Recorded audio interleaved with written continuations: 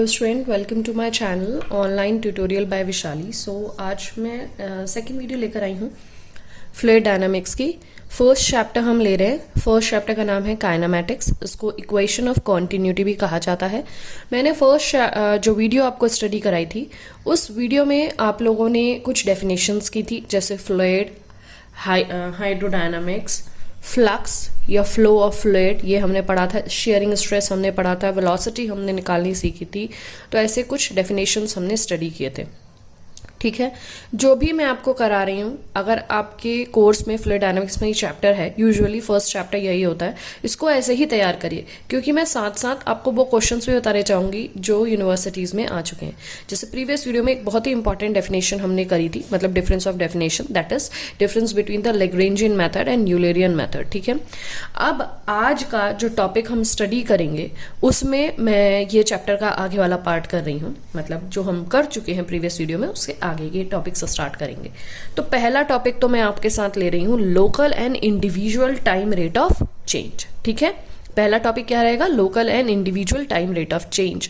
ठीक है, second topic मैं इस वीडियो में आपके साथ डिस्कस करूंगी, वो होगा एक्सेलरेशन से रिलेटेड। ठीक है, that means you have to find the expression for an acceleration. ठीक है, पार्टिकल की पोजीशन और टाइम के रिस्पेक्ट में। तो ये वाला जो एक्सेलरेशन का एक्सप्रेशन फाइंड करना है, ये बहुत ही इंपॉर्टेंट है। यूजुअली एग्जाम में इसका डेरिवेशन आ जाता है, बहुत सारी यूनिवर्सिटीज में आ चुका है। इसीलिए मैं जो जो चीज़ें आ चुकी हैं और जो जो चीज़ें कनेक्टेड हैं एक दूसरे एक्सप्रेशन से या कुछ भी डेफिनेशंस, वो सब मैं लेके चलूंगी, ताकि आपका टॉपिक बहुत ही अच्छे से तैयार हो जाए एमएससी पॉइंट ऑफ व्यू से, और या अगर बीएससी में है तो बीएससी पॉइंट ऑफ व्यू से।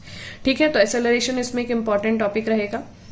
इसके बाद मैं कुछ डेफिनेशंस आपके साथ डिस्कस करूंगी जो होती है काइंड्स ऑफ मोशन का। ठीक है, काइंड्स ऑफ मोशन में कुछ 4 डेफिनेशंस आती हैं। ये दोनों डेफिनेशंस जो भी मैं मार्क करके आपको इंपॉर्टेंट करके दे रही हूँ, आप भी इसी तरीके से नोट्स बनाइएगा, ये भी बहुत इंपॉर्टेंट है। जैसे पहली डेफिनेशन है स्ट्रीम लाइन की, ये भी एग्जाम में आ जाती है। अगर आपको आता है चैप्टर तो बहुत अच्छी बात है, अगर नहीं आता है तो आप पूरी तरीके से देखिए जैसे मैं पढ़ा रही हूँ।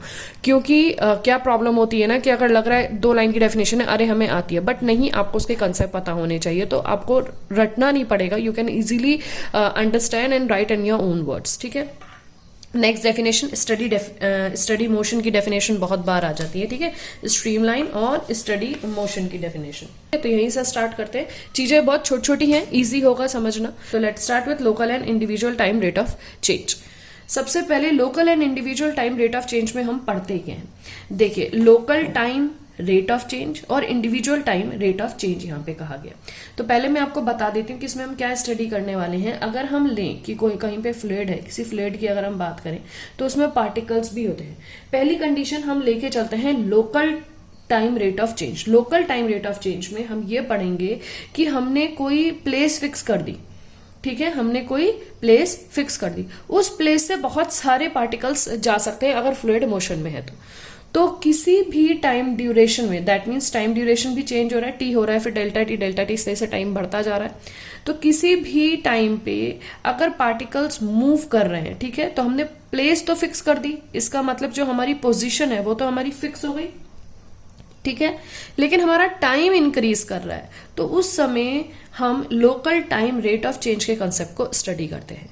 Individual time rate of change में हम स्टडी करते हैं कि अब हमने जो है ना एक पार्टिकल पकड़ लिया है, बस इसी पार्टिकल के बारे में हम स्टडी करेंगे कि टाइम के साथ साथ ये पार्टिकल क्या करता है। तो पार्टिकल जो है, टाइम चेंज होगा तो पार्टिकल पोजीशंस भी चेंज करेगा।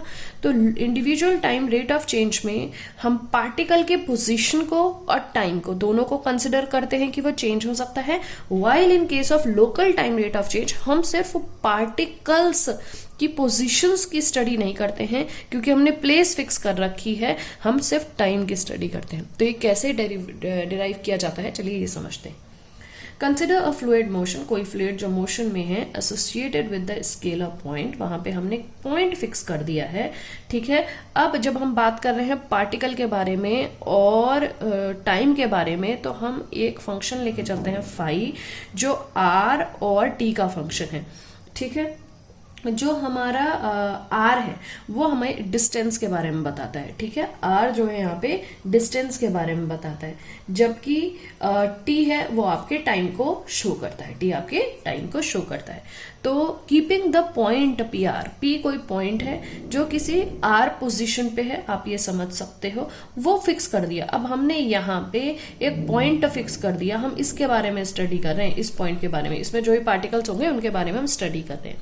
The change in phi is, अब जो फंक्शन फाई है क्योंकि वो आर और टी का फंक्शन है, तो इस पोजीशन पे वो क्या शो करेगा, कैसे उसमें चेंज आएगा, वो हम स्टडी कर रहे हैं। टाइम बढ़ेगा तो ऑब्वियसली पार्टिकल्स में भी मूवमेंट होंगे, तो इस पोजीशन पे हमें क्या देखने को मिलेगा, क्योंकि हमने एक पॉइंट फिक्स कर रखा है, समझ रहे हो, एक पॉइंट फिक्स कर रखा है, एक प्लेस फिक्स कर रखी है, तो हमारा जो डिस्प्लेसमेंट है या डिस्टेंस है, जो भी आप कह रहे हो, आर जो डिस्टेंस है वो हमारा क्या हो गया, फिक्स, वो मूव नहीं होगा, लेकिन टाइम हमारा चेंज होता रहेगा। तो देखते हैं हम इसको कैसे लिख सकते हैं। तो हम लिख सकते हैं phi are comma T plus delta t, क्योंकि फाई जो है आर और टी का फंक्शन है, तो टी तो चेंज हो जाएगा T plus delta T time पे, और आर हमारा क्या रहेगा, आर ही रहेगा, ठीक है। तो ये हमारा चेंज, हमने कहा किसी टाइम टी इंक्रीज होने थे, फाई की पोजीशन ये हो गई। अब हम इसको लिख सकते हैं phi are comma T plus delta T, जो चेंज इसमें हुआ है, इसमें that means the new value and the original value, इस तरीके से लिख सकते हैं, ये हमें चेंज देगा। अब हमें रेट ऑफ चेंज स्टडी करना है, ठीक है, and it's rate of change is, इसका रेट ऑफ चेंज क्या होगा। रेट ऑफ चेंज की स्टडी करने के लिए आपको पता है कि हम क्या लिख सकते हैं, limit del T tends to 0 phi are comma T plus del T minus phi are comma T, ठीक है। इसको हम डिवाइड कर देते हैं डेल टी से, तो हमें यहाँ क्या मिला, और पता है आपको डेल टी कितना स्मॉल टाइम का इंक्रीमेंट है जो टेंड्स टू 0 हमने लिया है, तो ये आपको पता चल गया कि फॉर्मूला है ये, तो ये बन जाएगा del phi upon del T, हम इसको इस तरीके से लिख सकते हैं, del phi upon del T, ठीक है। तो ये जो del phi upon del T हमें मिला है ना, since P R is the fixed, P R एक फिक्स्ड पॉइंट हमने लिया था, and so del phi by del T is called the local time rate of change. तो del phi upon del T आपका क्या कहलाएगा, local time rate of change कहलाएगा, ठीक है। अब मूव करते हैं नेक्स्ट पे कि individual time rate of change कैसे कहलाता है। तो यहाँ पे हम आर, जैसे हमने यहाँ फिक्स किया था, टाइम तो हमारा वेरी कर रहा था, अब हम आर को भी चेंज कर देंगे, ठीक है।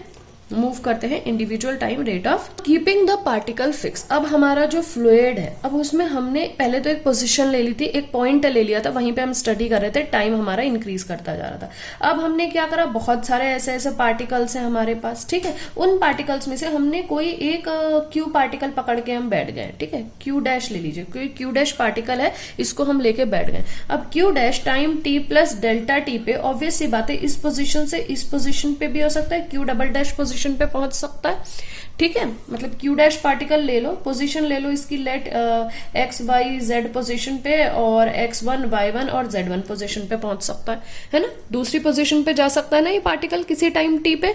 तो अब देखो क्या होगा, keeping the particle fixed, change in phi, phi में क्या चेंज एग्जिस्ट करेगा, फाई में जो चेंज होगा ना वो पोजीशन पे भी चेंज, दैट मीन्स उस प्लेस पे भी चेंज होगा और टाइम पे भी चेंज होगा। तो आर प्लस डेल्टा आर हो गया, यहाँ पे टी प्लस डेल्टा टी हो गया, माइनस इसका ओरिजिनल जो फंक्शन था आर टी लेके हम चल दिए, फाई आर कॉमा टी, ठीक है। And it's rate of change, अब इसका रेट ऑफ चेंज कैसे, वही लिमिट अप्लाई करते हैं, तो हम लेंगे limit del T tends to 0, limit del T tends to 0 phi R, ये आर में ऐसे या ऐसे दोनों तरह से बना सकते हो, आई होप कोई प्रॉब्लम नहीं होनी चाहिए, ठीक है। तो phi R plus del R comma T plus del T, ठीक है, minus phi are comma T divided by, यहाँ पे ध्यान से देखिएगा, डेल टी, ठीक है। अब डेल टी टेंड्स टू 0 है, बहुत ही स्मॉल वैल्यू ऑफ टाइम लेके चल रहे हैं हम, जो इंक्रीमेंट हुई है, तो इसको मैं कैसे लिख सकती हूँ, इसको मैं लिख सकती हूँ D phi by D T, वहां पे हमें मिला था del phi by del T, ध्यान से देखिएगा, यहाँ हमें मिला है D phi by D T. अब ये जो D phi by D T है ना, it is called as individual, ये कहलाता है इंडिविजुअल टाइम, ठीक है, individual time rate of change, ये individual time rate of change कहलाता है। अब नेक्स्ट पॉइंट पे आते हैं। अब एक रिलेशन एस्टेब्लिश करते हैं, ध्यान से देखिएगा। Individual time rate of change भी आपने समझ लिया और local time rate of change भी आपने समझ लिया। अब यहाँ पे देखिए, हमें पता है कि फाई जो है किस तरीके से लिखा जाता है। फाई आर और टी का फंक्शन है, ठीक है। आर क्या है, एक पोजीशन को या एक पोजीशन के बारे में बता रहा है ना, किसी भी पार्टिकल की पोजीशन के बारे में। अगर मैं एक्स वाई और जेड एक्सेस लूं, 3 डायमेंशनल में बात करूं, तो आर किसी पॉइंट की पोजीशन के बारे में बता रहा है। दैट मीन्स आर क्या है, एक्स वाई जेड कोऑर्डिनेट्स होंगे, कोई वैल्यू होगी इनकी, तो इसलिए हम आर को एक्स वाई जेड लिख सकते हैं, और टाइम टी पे डिपेंड करता है तो टी लिख सकते हैं। ठीक है। अब मैं डी फाई को किस तरीके से लिख सकती हूँ, मैं डी फाई को लिख सकती हूँ del phi by del X D X plus del phi by del Y D Y plus del phi by del Z, ठीक है, और D Z plus del phi by del T और D T, इस तरह से लिख सकती हूँ। अब मैं कह रही हूँ कि इस पूरी इक्वेशन को डी टी से और डिवाइड कर दो, ठीक है। तो डिवाइडिंग अब इक्वेशन बाय डी टी से डिवाइड कर दो, तो क्या बन जाएगा, D phi by D T which is equals to del phi by del X, अब D X by D T हो गया, ठीक है ना। फिर plus del phi by del Y D Y by D T plus del phi by del Z D Z by D T plus del phi by del T D T by D T. भाई यहां तो हमें students D T by D T मिल गया, cancel कर देते हैं इसको, ठीक है ना, कैंसिल कर देते हैं। जब इसको कैंसिल कर दिया तो हमें यहाँ पे एक टर्म मिल गई खाली del phi by del T की, और यहाँ पे हमें ये टर्म्स मिल गई, ठीक है ना, इस तरीके से। अब आपको क्या पता है, वेक्टर कैलकुलस में हमने पढ़ा होता है कि जो वेलोसिटी है क्यू, मैंने आपको भी प्रीवियस वीडियो में बताई थी, वेलोसिटी क्यू है, और अगर आर हमारा डिस्प्लेसमेंट है, क्योंकि किसी पोजीशन के बारे में बताता है आर, तो आर कोई पोजीशन के बारे में बता रहा है, एक पोजीशन से दूसरी पोजीशन को डिस्प्लेसमेंट कहते हैं विथ रिस्पेक्ट टू टाइम। तो D R by D T हमारा क्या हो गया, वेलोसिटी का फॉर्मूला हो गया। अब इसको वेलोसिटी को क्यू को मैं इस तरीके से लिख सकती हूँ, U I plus V J plus W K, ठीक है, क्योंकि आई जे के बारे में बात करें तो अगर एक्स वाई जेड डायरेक्शन में बात करें तो U I plus V J plus W K लिख सकते हैं। इसको मैं इस तरीके से लिख सकती हूँ, आई डी एक्स, ध्यान से देखिएगा, I D X by D T, ठीक है, I D X by D T plus J, ठीक है, plus J D Y by D T और प्लस का K D Z by D T, इस तरीके से लिख सकती हूँ। ये मैं क्यू मान लेती हूँ, ठीक है, ये हमारा हो गया क्यू। अब ध्यान से देखिएगा कि मैं यहाँ पे ये जो वैल्यू मैंने ऑब्टेन करी है, ये दोनों, इन दोनों वैल्यूज को मैं इसमें पुट करने जाऊंगी, ठीक है। तो डी फाई बाय जो डी टी था, सॉरी इसमें पुट करूंगी, जो D phi by D T ना इसमें, तो मैं इसको ऐसा करती हूँ, 1 टर्म कर लेती हूँ और इस पूरी वैल्यू को मैं 2 टर्म कर देती हूँ। So I will be using 2 in 1, ठीक है ना, 2 को मैं 1 में यूज करूंगी। किस तरीके से, तो वो मैं आपको एक बार शो करती हूँ। हम यूज कर रहे हैं क्या, यूजिंग 1 and 2, फर्स्ट और सेकेंड इक्वेशंस को मैं यूज कर रही हूँ, ये 2 है और ये 1 है, इन दोनों को मैं यूज करूंगी। देखिए किस तरीके से मैं इनको यूज कर सकती हूँ, ठीक है ना। तो मुझे पता है जो 1 था, 1 क्या इंप्लाई करेगा, मेरे पास है D phi by D T, right hand side में मैं del phi by del T को तो ऐसे ही लिख देती हूँ, ठीक है, प्लस में अब इसी में देखिए जो ये वाला पोर्शन था ना, del phi by del X का, ये वाला डेल बाय डेल वाई और डेल बाय डेल जेड, ये हम लेके चलते हैं। तो मैं इसको लिख सकती हूँ, I del by del X plus J del by del Y plus K del by del Z, ठीक है। इसमें अब हमने क्या करा, फाई कॉमन निकाल दिया ना, फाई बाहर निकाल रखा है ना, ठीक है। अब इसी तरीके से मैं यहाँ पे ये लिख सकती हूँ आई, ठीक है। अब ये जो है I D X by D T J D Y by D T plus K D Z by D C, ये एक्चुअली क्या है, ये तो ये लिख सकती हूँ डायरेक्टली। तो I U plus V J means U I plus V J plus W K, इस तरीके से लिख सकती हूँ ना। यहाँ पे ये वाला ब्रैकेट क्लोज कर दो वरना आप कंफ्यूज हो जाओगे, ठीक है। और आई इंटू आई आपको पता है 1 देता है, जे इंटू जे आपको पता है 1 देता है, के इंटू के आपको पता है 1 देता है, ठीक है ना। बाकी जो आई इंटू जे है या आई इंटू के वो 0 देते हैं, J into I and opposite वाले किसी और के साथ मल्टीप्लाई होगा तो 0 देगा, सिमिलर के साथ मल्टीप्लाई होगा तो 1 देगा, ठीक है ना, आपको पता है। तो इसको हमने इस तरीके से, इस वाली चीज को जो इक्वेशन 1 थी वो इस तरीके से हमने लिख दी।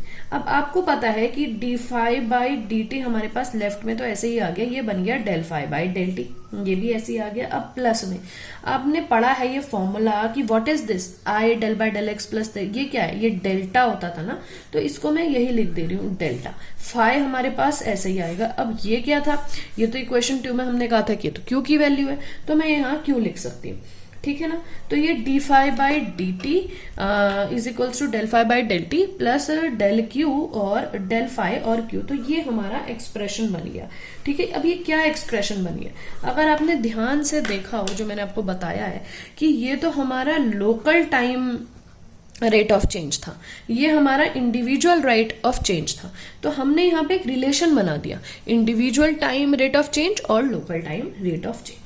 तो what exactly this is? This is the relation. This is the relation between the two time rates. That is local time rate as well as individual time rates. I hope this is clear to you. बहुत important है क्योंकि बहुत चीजों में ये पूरा concept use होगा। ये है हमारा सेकंड टॉपिक, ठीक है। सेकंड टॉपिक में हम स्टडी करेंगे एक्सेलरेशन के बारे में। जो एग्जाम में क्वेश्चन आता है तो डायरेक्टली इस तरीके का क्वेश्चन आ जाता है, डायरेक्टली ये वाली वैल्यू आ जाती है। To explain the method of differentiation following the fluid and to obtain an expression for acceleration, ठीक है। फ्लूइड के रिस्पेक्ट में हम जब पार्टिकल्स की स्टडी करते हैं तो वहां पे हमें एक्सेलरेशन के रिस्पेक्ट में एक्सप्रेशन फाइंड कर, ये तो इस क्वेश्चन का मतलब है। अब इस क्वेश्चन को कैसे सॉल्व करेंगे, तो इसमें प्रीवियस वाला जो लोकल टाइम रेट वाला पढ़ा था ना रिलेशन, वो यूज में आएगा, इसीलिए मैंने वो आपको बताया, ठीक है। अब यहां से मैंने स्टार्ट किया है। कंसिडर ए स्केलर फंक्शन, कोई हमने फंक्शन ले लिया, आपको पता है ये फंक्शन क्यों लिया, कहां से लिया, तो वो वाली चीज यूज में आई, ठीक है ना। तो हमने एक स्केलर फंक्शन ले लिया फाई, जो आर और टी का क्या है, फंक्शन है। एसोसिएटेड विथ फ्लूइड, किसी फ्लूइड मोशन से एसोसिएट, कोई फ्लूइड है, इसमें बहुत सारे पार्टिकल्स हैं, हमने यहाँ पे कहा कुछ पार्टिकल्स हैं और कुछ यहाँ पे फ्लूइड है, ठीक है। अब जो भी डस्ट पार्टिकल है, जो भी पार्टिकल है। अब आर हमने लिया किसी पोजीशन के बारे में और टी हमने लिया टाइम, ठीक है। आर डिस्प्लेसमेंट भी शो करता है और आर किसी पर्टिकुलर पोजीशन के लिए भी हम यूज कर सकते हैं। अगर किसी पोजीशन के लिए हम आर को यूज कर रहे हैं तो आपको पता है कि उस पोजीशन के कोऑर्डिनेट होंगे जो हमारे एक्स वाई जेड ही जाएंगे, ठीक है, और टी आपका टाइम हो गया। अब देन फाई जो हमने लिया, वो फाई क्या था, आर टी था। आर किसी पॉइंट को अगर बताता है तो उसके जो कोऑर्डिनेट्स हैं वो यू नो दैट कि वो एक्स वाई जेड से शो किए जाते हैं, कॉमा टी। आई होप ये रिलेशन क्लियर होगा। अब इसको हम किस तरीके से लिख सकते हैं, देखिए वन को, okay, so we can write it like this. अगर इसको हम लिखना चाहें तो डी फाई, क्योंकि ये फंक्शन है एक्स वाई जेड का, तो हम इसको इस तरह से ओपन कर सकते हैं। D phi is equals to del phi by del X, और यहाँ हो गया D X, plus del phi by del Y D Y, plus del phi by del Z, और यहाँ पे हो गया D Z, plus del phi by del T, और यहाँ पे हो गया डी टी, ठीक है। इस तरीके से इसको लिख सकते हैं। अब हम इसको डिवाइड करेंगे जैसा हमने प्रीवियस में किया था कि we will divide it dividing the above equation. Above equation को हम डिवाइड कर रहे हैं by D T throughout, means both side, दोनों साइड डिवाइड कर रहे हैं, ठीक है। अब जब दोनों साइड डिवाइड करेंगे तो क्या बन जाएगा, D phi by D T बन जाएगा, ठीक है। और यहाँ क्या बन जाएगा, del phi by del X, अब ये बन जाएगा D X by D T, ठीक है। अब plus del phi by del Y, ये बन जाएगा D Y by D T, plus del phi by del Z, ये बन जाएगा D Z by D T, plus del phi by del T. देखिए प्रीवियस में भी ऐसे ही करा था, तो एक तरीके से रिवीजन ही हो रहा है ना, डी टी, तो D T by D T. अब ये कैंसिल, तो ये डेल फाई सिंगल रह जाएगा, ठीक है। अब यहाँ पे हम इसको इस तरीके से लिख सकते हैं कि आपने एक चीज पढ़ी थी वेक्टर्स में ही, आपने ये सब चीजें देखा था कि देखो हम क्या करते हैं ना, X D X by D T, आपको पता है कि D X by D T को हम यू लिख सकते हैं, ठीक है। और x को हम d, देखिए यहाँ पे x जो है डिफरेंशिएट हो रहा है विद रिस्पेक्ट टू t, ठीक है। तो x को मैं किस तरह से शो कर सकती हूँ, x डॉट, अब हम ये यूज करेंगे, ठीक है। dy बाई dt को मैं क्या लिख सकती हूँ, y डॉट, और आपको पता है ये क्या है, v है। ऐसे dz बाई dt, ये क्या है, इसको z डॉट लिख सकती हूँ, और ये आपका हो गया uv, और ये हो गया हमारा w। तो ये जो वैल्यूज थी x dot, y dot, z dot या u v w, इनको आप देखिए कैसे यूज करते हैं। आपको भी प्रीवियस में मैंने ये भी बताया था, जो वीडियो क्वेश्चन था कि q को हम कैसे लिख सकते हैं, ui plus vj plus wk, ठीक है। और del phi by del T, sorry D phi by D T जो अभी हमने स्टडी किया था relation is equals to del phi by del T plus Q del phi. ठीक है, ये क्या था, इसको हम 3 मान लेते हैं। This is what relation between the 2 time rates. ठीक है, ये हमने अभी स्टडी किया था, तो वो चीज भी यूज में आ गई है ना, वो चीज भी यूज में आ गई। तो यहां पे हमने 1 इसको मान लिया और 2 हमने इसको मान लिया, ये हमारा हो गया 3 जो हमें रिलेशन प्रीवियस वाली वीडियो से मिला था। अब देखिए इन सब चीजों को यूज करके हम कैसे अपने एक्सेलरेशन के लिए मतलब फॉर्मूला डिराइव करेंगे। तो अब यहाँ पे लिखोगे, देखो हम यहाँ पे कहेंगे यूजिंग 2, अब हम 2 को यूज कर रहे हैं, तो D phi by D T, तो हमारा जो लेफ्ट में था हमने यहाँ ऐसे ही कॉपी कर लिया। ठीक है, D phi by D T. अब आपको पता है कि अब हम 3 को भी यूजिंग 3 लिखेगा क्योंकि इससे तो हमें ये मिल गया था। So D phi by D T हमने ऐसे ही लिख दिया। अब यहाँ क्या मिलेगा, देखिए डेल बाई डेल टी हम लिख सकते हैं, फाई हटा सकते हैं यहाँ से, है ना, फाई हटा सकते हैं लेफ्ट साइड से, तो प्लस क्यू डेल मिल गया। अब यहाँ ब्रैकेट में आप फाई लिख सकते हो। ठीक है, अब ये जो है ना, अब यहाँ पे भी फाई है और यहाँ पे भी फाई है, ध्यान से देखिएगा। अब हमें यहाँ से क्या मिल गया, d बाई डी टी, और ये फाई मैंने यहाँ पे लिख दिया is equals to del by del T plus Q del और फाई। अब ये फाई और phi we can remove it from both the side. अगर मैं इसको 4 मान लूं तो removing phi from both the side, तो हमें क्या ऑब्टेन होगा, ध्यान से देखिएगा, हमें मिल जाएगा d by D T is equals to del by del T plus Q del. ठीक है, तो जो ये है ना, ये चीज मतलब ये जो एक्सप्रेशन है d बाई डी टी का is equals to del by del T plus Q del, ये जो है ना d बाई, अब इसमें जो ये ऑपरेटर की वैल्यू आपको मिली है d बाई डी टी की, del by del T plus Q del, ये भी एग्जाम में पूछा गया 2-3 बार। ये पंजाब यूनिवर्सिटी की साइड, चंडीगढ़ यूनिवर्सिटी में इस तरीके के क्वेश्चन पूछे गए हैं। इसको कहते हैं हम डिफरेंशिएशन फॉलोइंग। ये आगे भी वर्ड हमने यूज किया था जब मैंने आपको डेफिनेशन बताई थी। देखिए, to explain the method of differentiation of following the fluid, तो इसको हम कहते हैं, क्योंकि डिफरेंशिएशन है तो इसको हम कहते हैं डिफरेंशिएशन फॉलोइंग द फ्लूइड। इस फॉर्मूले को डिफरेंशिएशन फॉलोइंग द फ्लूइड, तो ये एग्जाम में इतना भी आ जाता है ना, तो आपको इस वाली चीज को पूरा लिखना होगा, ध्यान रखिएगा। ठीक है, तो ये एक्सेलरेशन का जो एक्सप्रेशन है it's very important, it is called as differentiation following the fluid. अब हम तो आगे आ जाते हैं, हमें क्या है, तो वी नो दैट एक्सेलरेशन क्या होता है। एक्सेलरेशन आपने जो फिजिक्स में पढ़ा था, एक्सेलरेशन जो आपने पढ़ा था फिजिक्स में, it's what, it's the displacement of, it's the rate of change of velocity. Acceleration क्या होता है, rate of change of velocity, change of velocity, ये हमने पढ़ा था। अब rate of change of velocity का मतलब क्या है, और हमें पता है कि हमने, अगर अपने प्रीवियस वीडियोस देखते रहिएगा प्लीज, तभी आपको पता चलेगा कि हमने जो वेलोसिटी मांगी थी वो क्यू से रिप्रेजेंट की थी। अगर आपको याद हो, मैंने आपको वेलोसिटी की डेफिनेशन बताई थी, है ना, तो वेलोसिटी डेफिनेशन में हमने क्यू माना था ना वेलोसिटी को। अब rate of change of velocity है, तो हम ए को कैसे लिख सकते हैं, अगर ए आपका एक्सेलरेशन है तो इसको लिख सकते हैं D Q by D T. ठीक है, इसको हम dq बाई डी टी लिख सकते हैं ना, और हमारे पास d बाई डी टी ले लो और q ले लो, तो d बाई डी टी हमें क्या मिल गया, यहां से मिल गया एक्सप्रेशन। अभी तो हमने कैलकुलेट किया है एक पॉइंट पार्टिकल के रिस्पेक्ट में, फ्लूइड में जो पार्टिकल्स मूव कर रहे हैं उनके रिस्पेक्ट में अभी हमने कैलकुलेट किया है differentiation following the fluid. Fluid के रिस्पेक्ट में ये आई है डिफरेंशिएशन की वैल्यू, है ना, फर्स्ट डेरिवेटिव की वैल्यू ये आई है। अगर आप कहो, ये आप कहो फर्स्ट डिफरेंशियल कोफिशिएंट की वैल्यू ये आई है with respect of the fluid. ठीक है, तो यहां हम रिप्लेस कर सकते हैं। अब ये डी बाई डी टी को मैं रिप्लेस कर देती हूँ, राइट हैंड साइड वाली वैल्यू लिख दूं तो बन जाएगी del by del T plus Q del, और इस क्यू को बाहर ही रहने देती हूँ। ठीक है ना, तो हमारे पास देखिए ये चीज बन गई del by del T plus Q del plus this.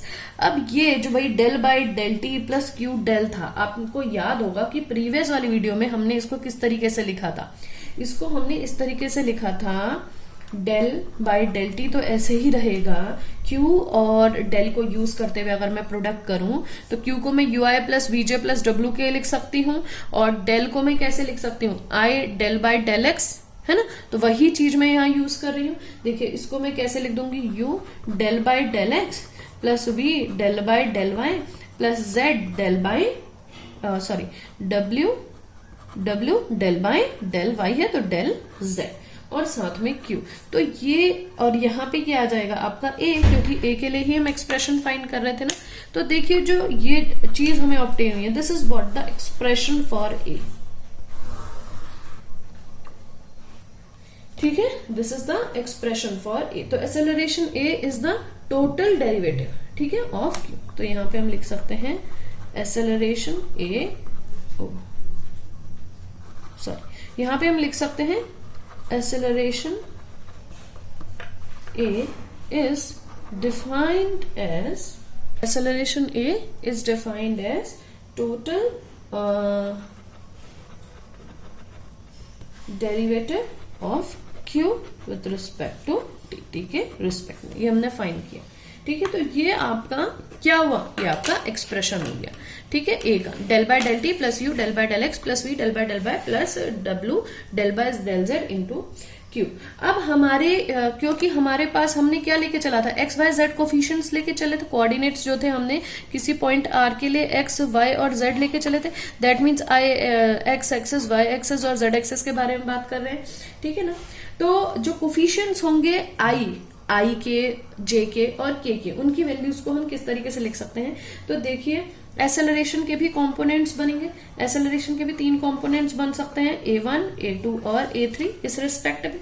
तो एक्सेलरेशन का जो पहला कंपोनेंट होगा A1, ठीक है, एक्सेलरेशन का ध्यान से देखिएगा, एक्सेलरेशन का जो पहला कंपोनेंट होगा उसको मैं लिख सकती हूँ del by del T plus U del by del X plus V del by del Y और plus W del by del Z. अब क्यू था, क्यू क्या था, क्यू भी जो है फंक्शन है यू का, वी का और डब्ल्यू का, है ना। तो इसको हम क्यू की जगह यू लिख लेंगे जब हम एक्स एक्सिस के रिस्पेक्ट में बात करेंगे, जो हम पहला कोफिशिएंट बनाएंगे एक्सेलरेशन का।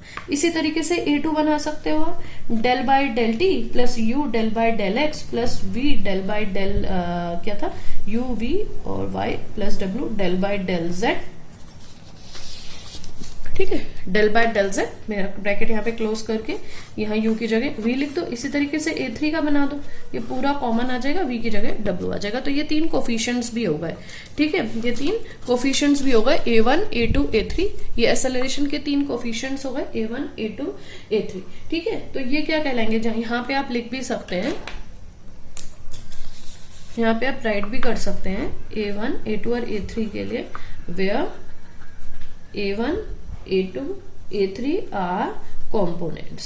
किसके components are the components of acceleration. Acceleration के components है A1, A2, A3। ठीक है ना, A1, A2 components of acceleration along, किसके along, along the axis, axis के along components हो गए। ठीक है, क्योंकि मैंने आपको बताया था कि हम एक पॉइंट आर के रिस्पेक्ट में बात कर रहे हैं और मैं 3 डायमेंशनल बात लेके चली थी एक्स एक्सिस, वाई एक्सिस और जेड एक्सिस के लिए। तो A1, A2, A3 कंपोनेंट है एक्सेलरेशन के, ठीक है, अलोंग द एक्सिस। तो ये आपका पूरा मैंने आपको जो यहाँ पूरा समझाया एक्सेलरेशन के बारे में, आई होप आपको क्लियर होगा। यहाँ से मैंने शुरू किया था, है ना, यहाँ से हमने शुरू किया था एक्सेलरेशन के बारे में, और ये पूरा डेरिवेशन यहाँ 4th आ गई थी इक्वेशन, और 4th इक्वेशन के बाद हमने इसको यूज किया। फिर यहाँ पे आपको ये 5th जो इक्वेशन मिली, ये आपको एक्सेलरेशन की प्रॉपर वैल्यू मिल गई थी। उसके बाद हमने कहा कि एक्सेलरेशन जो है क्या है, एक्सेलरेशन के हम कंपोनेंट्स भी फाइंड करेंगे, तो हमने कंपोनेंट्स फाइंड करके भी आपको शो कर दिया। ठीक है ना, तो आप इन वीडियोस को देख के अपने नोट्स बना सकते हैं। अभी वीडियोस फिनिश नहीं हो रही है, अभी कुछ डेफिनेशंस मुझे आपको बतानी है। अब आते हैं यहाँ पे, देखिए अब ये 3 जो डेफिनेशन है, 3-4 डेफिनेशन कुछ मैं लूंगी, बड़ी ही इंपॉर्टेंट है, सब चीजें मैं एग्जाम पॉइंट ऑफ व्यू को लेते हुए करा। इसको कहते हैं kinds of motion. Kinds of motion में हमारे पास 4 या 5 कुछ डेफिनेशन है। ठीक है ना, काइंड्स ऑफ मोशन का टॉपिक दिया होगा आपकी बुक में। पहली डेफिनेशन है इसमें स्ट्रीमलाइन, जैसे इसको लेमिनर मोशन भी कहा जाता है, स्ट्रीमलाइन मोशन या लेमिनर मोशन। ठीक है, आपने व्हेल्स को देखा होगा, व्हेल्स को आपने देखा होगा पिक्चर्स में, तो उनकी जो बॉडी होती है ना, उनको स्ट्रीमलाइन बॉडी कहा जाता है, कि उनकी जो कार्विंग होती है वो इस तरीके से होती है कि पानी जो होता है ना, पानी जब उनकी बॉडी से जाता है तो उनको मदद करता है फ्लो करने में। ठीक है, इस तरीके से काटते हुए निकल जाती है उनकी बॉडी पानी को, कि वो आराम से फ्लो कर सके। तो जो बॉडी का पोर्शन या ऊपर की जो लेयर होती है इस तरीके से, उसको स्ट्रीमलाइन कहते हैं। कि वो पानी को काटती हुई जाती है तो पानी क्या है, कर्व के फॉर्म में मूव करता है ना, इस तरीके से एक ले मतलब उधर को चले आए इधर को चले आए तो कर्व जैसा बन जाएगा, ठीक है ना।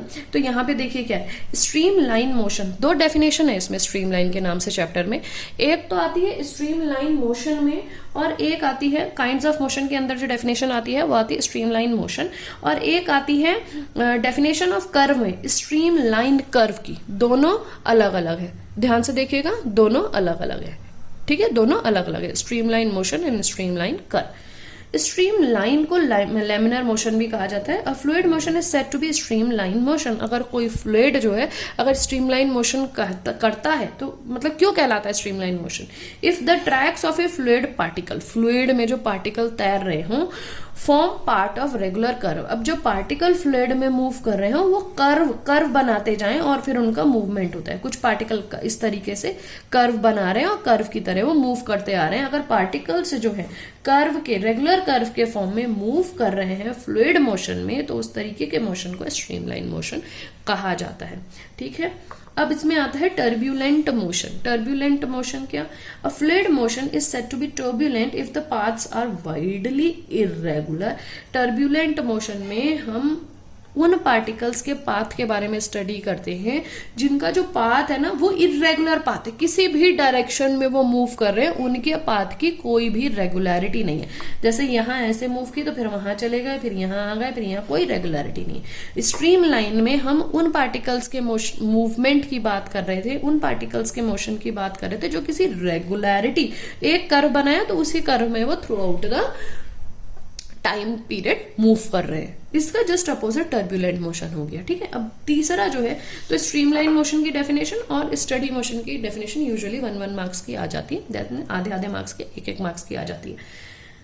स्टडी मोशन में क्या है? A fluid is said to be steady if the condition at a point in the fluid at any time remains the same for all the time. Steady से ही आपको समझ में आ गया कि टाइम तो इंक्रीज कर रहा है लेकिन जिस पर्टिकुलर पार्टिकल के बारे में हम स्टडी कर रहे हैं या किसी पर्टिकुलर पॉइंट के बारे में बात कर रहे हैं तो वहां पे जो है मूवमेंट जो है नहीं होगा।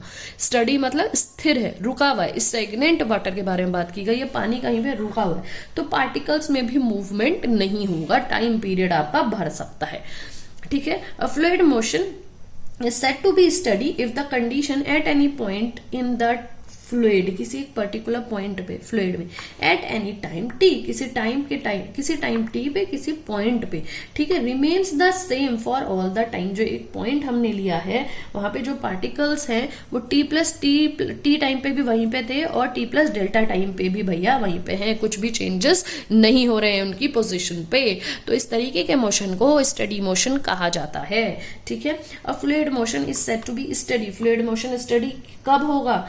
जब उसका del rho by del t 0 हो, del p by del t 0 हो, del q by del t 0, ठीक है। जब रो भी 0 हो with respect to time, differentiate जब हम करें partial differentiation of p with respect to time भी 0 हो और del q by del T भी 0 होना चाहिए। यहाँ पे जो ये वैल्यूज थी भाई रो पी और क्यू क्या है, जो स्टूडेंट्स रेगुलर वीडियो देख रहे हैं उनको पता है, अभी बताया क्यू तो वेलोसिटी को बताता है, पी प्रेशर को बताता है और रो आपके डेंसिटी को बताता है। तो वहां ना वेलोसिटी है पार्टिकल्स में, ना कोई प्रेशर एक्सर्ट किया जा रहा है फ्लूइड में और ना ही कोई डेंसिटी है, ठीक है। डेंसिटी की एग्जिस्टेंस है विद रिस्पेक्ट ऑफ टाइम, ठीक है, क्योंकि मूवमेंट ही नहीं हो रहा है, ध्यान से समझिएगा। अब वो डेफिनेशन बहुत इंपॉर्टेंट थी स्टडी मोशन की जो मैंने थर्ड बताई, फोर्थ और फिफ्थ आपको समझाने पॉइंट ऑफ व्यू से ये यूजुअली एग्जाम में नहीं आती है। रोटेशनल मोशन और irrotational motion. A fluid motion is said to be rotational अगर कर्ल क्यू की वैल्यू 0 के बराबर है किसी टाइम पे और किसी पॉइंट के रिस्पेक्ट में, ठीक है। नेक्स्ट है इरोटेशनल मूवमेंट, जस्ट इसका अपोजिट, इरोटेशनल मोशन जस्ट उसका अपोजिट फ्लूइड का मोशन इरोटेशनल मोशन कहलाता है व्हेन जो curl Q, the value of the curl Q is 0 किसके रिस्पेक्ट में? विद रिस्पेक्ट ऑफ पॉइंट, कोई पर्टिकुलर पोजीशन आपने ले ली उसके रिस्पेक्ट में and with respect of time T. So I hope कि आपको आज की वीडियो अच्छी लगी हो, जिसमें मैं आपको एक बार बता देती हूँ। मैंने आज के में आपको local and individual time rate of change का रिलेशन बताया था, एक्सेलरेशन का एक्सप्रेशन डिराइव करा था, काइंड्स ऑफ मोशन में 5 डेफिनेशंस हमने डिस्कस की थी, जिसमें से जो इंपॉर्टेंट यूजुअली टॉपिक्स आ जाते हैं वो भी मैंने आपको बता दी हैं। नेक्स्ट जो वीडियो आएगी ना, वीडियो नंबर 3, उसमें मैं आपके साथ डिस्कस करूंगी ये कुछ पॉइंट्स, ठीक है। पहला पॉइंट होगा स्ट्रीमलाइन का, दूसरी डेफिनेशन होगी स्ट्रीम ट्यूब की, तीसरी डेफिनेशन होगी पाथ लाइन की, चौथा हम पढ़ेंगे difference between stream line and path line. ये दोनों जो डेफिनेशंस है बहुत ही इंपॉर्टेंट है, क्योंकि अब ये आगे डेरिवेशंस में भी काम आएंगे और एग्जाम में दोनों डेफिनेशंस और उनका डिफरेंस आ जाता है। पांचवी जो डेफिनेशन मैं लेने वाली हूँ वो है वेलोसिटी पोटेंशियल, या इसको वेलोसिटी फंक्शन भी कहते हैं। वेलोसिटी फंक्शन के से भी डेरिवेशन आ जाता है, वेलोसिटी फंक्शन का डेरिवेशन, ठीक है। तो ये भी एक इंपॉर्टेंट टॉपिक है। तो जो पहला चैप्टर है ना काइनेमेटिक्स का, अगर ये आपके सिलेबस में है तो इसको तो बहुत अच्छे से मैं तैयार कराऊंगी आपके साथ, मतलब सारे ही टॉपिक्स कराऊंगी, लेकिन ये बहुत अच्छे से टॉपिक बाय टॉपिक आप पढ़ेंगे तो पहली ही जो चैप्टर है उससे बहुत कुछ आपको मार्क्स गेन करने के पॉइंट ऑफ व्यू से मिल जाएगा, ठीक है। तो चलिए आज की वीडियो यहीं फिनिश करते हैं और मिलते हैं हम नेक्स्ट वीडियो के साथ। Till then goodbye and take care and thanks for watching my videos.